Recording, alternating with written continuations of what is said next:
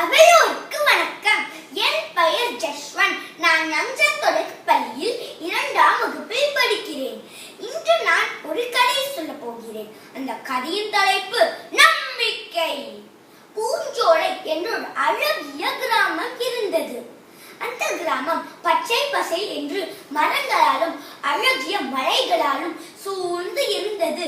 இங்கு நோக்கிலும் பறவைகள் சிச்சி கிரீச் என்று சத்தம் எழுப்பிக் கொண்டு பார்ப்பதற்கு குளுமையாக இருந்தது.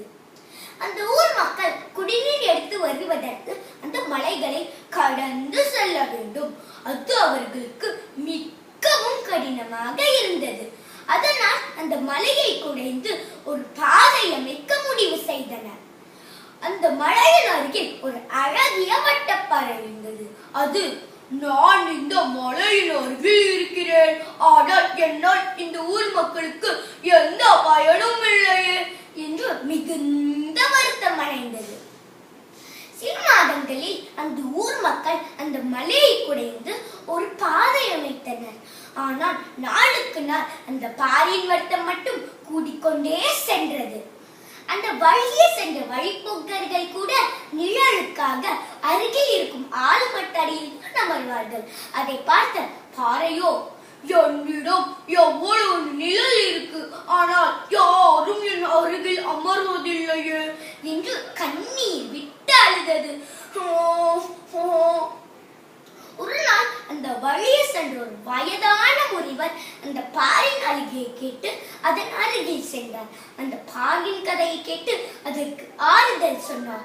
கவலைப்படாதே, நம்பிக்கையோடு காத்திரு, ஒரு நாள் நீயும் இந்த ஊர் மக்களுக்கு பயன்படுவாய் என்று சொல்லி சென்றார். பாறையும் நம்பிக்கையோடு காத்திருந்தது. ஒரு நாள் அந்த வழியே சென்ற சில சிற்பிகள் அந்த பாறையை பார்த்து அதை சுற்றி நின்றனர்.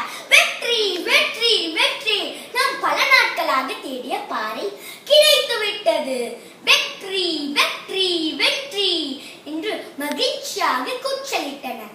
பாறைக்கு ஒன்றும் புரியவில்லை. சில மாதங்கள் கடின உழைப்பிற்கு பிறகு அந்த சிற்பிகள் அந்த பாறையை ஒரு அழகிய அம்மன் சிலையாக மாற்றினர். அந்த ஊர் மக்கள் அனைவரும் அந்த பாறையை வணங்கினர். பாறையின் சந்தோஷத்திற்கு அளவே இல்லை.